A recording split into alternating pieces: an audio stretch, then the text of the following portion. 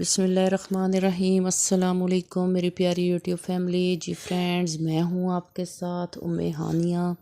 मैं आपके लिए रोज़ नई नई गॉसिप्स, टिप्स, रेसिपीज़, रेमेडीज़ लेकर आती हूँ, अच्छे अच्छे वज़ाइफ लेकर आती हूँ।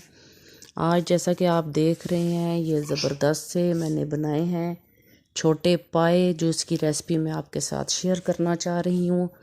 उम्मीद करती हूँ आपको ये रेसिपी बहुत पसंद आएगी। एक यूनिक स्टाइल से मैं आपके लिए एक मुनफरिद स्टाइल से बना रही हूँ। आप भी लाजमी ट्राई कीजिएगा, मुझे लाजमी अपना फ़ीडबैक देना कि आपने मेरे तरीके से पाए बनाए हैं तो कैसे लगे आपको।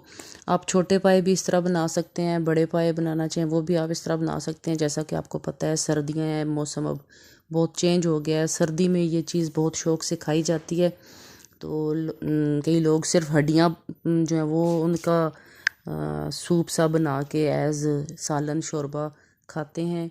तो आप हर चीज़ इस तरह करके बना सकते हैं।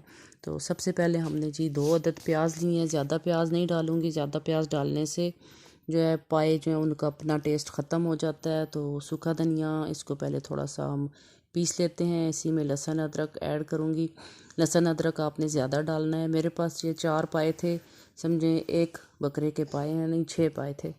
तो ये 6 पाए हैं जी, जिनको हमने तकरीबन लहसुन अदरक और 2 मोटी इलायची, 2 दालचीनी के टुकड़े, 3-4 लौंग और काली मिर्चें आप 8-10 दाने डाल सकते हैं। वो डालकर तो अच्छे से उनको थोड़ा सा पीस लिया है। पानी मैंने तकरीबन 4 गिलास पानी इसमें ऐड किया है। पानी आप ज़्यादा डाल सकते हैं, जितना मतलब आप शोरबा घना पतला बनाना चाहते हैं उस हिसाब से आप कर सकते हैं। पाए साफ़ करके हमने इनको धो के बिल्कुल तैयार हैं पाए। तो ये हमने जी पानी में डाल दिए हैं। लहसुन अदरक और प्याज और साबुत गरम मसाले इसमें ऐड कर दिए हैं।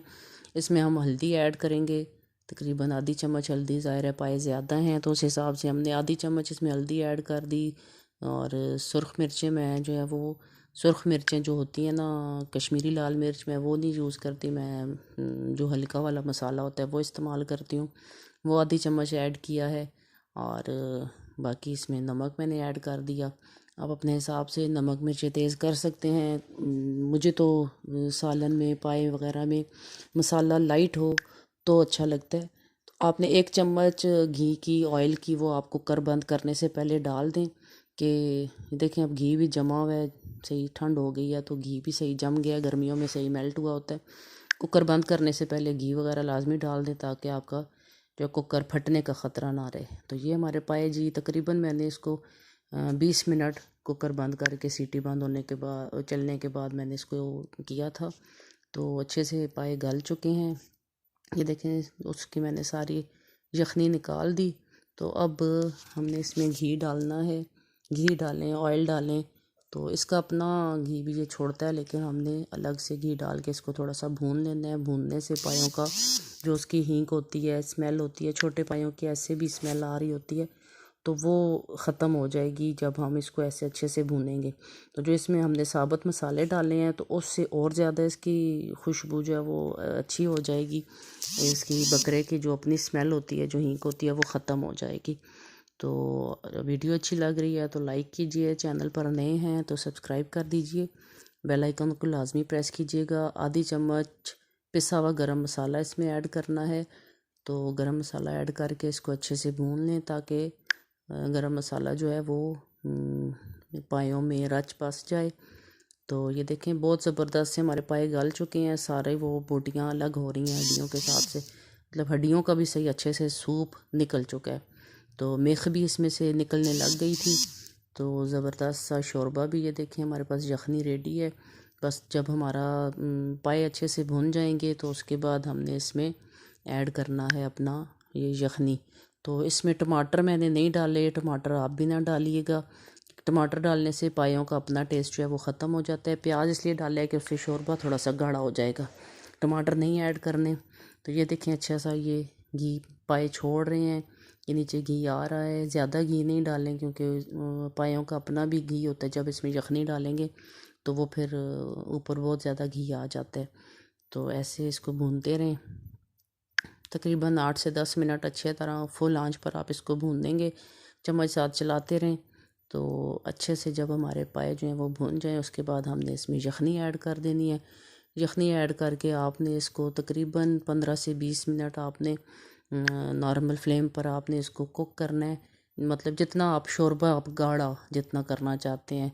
कई लोग इसमें कॉर्नफ्लावर ऐड करते हैं शोरबा गाढ़ा करने के लिए, कई इसमें आटा ऐड करते हैं, लेकिन मैं ये कहूँगी कि आप इसमें कोई चीज़ ऐड ना करें। जो शोरबा अपना उसका नॉर्मल सा पतला पतला शोरबा होता है, उसका अपना टेस्ट होता है। आटा कॉर्नफ्लावर डालने से ना इसका टेस्ट चेंज हो जाता है।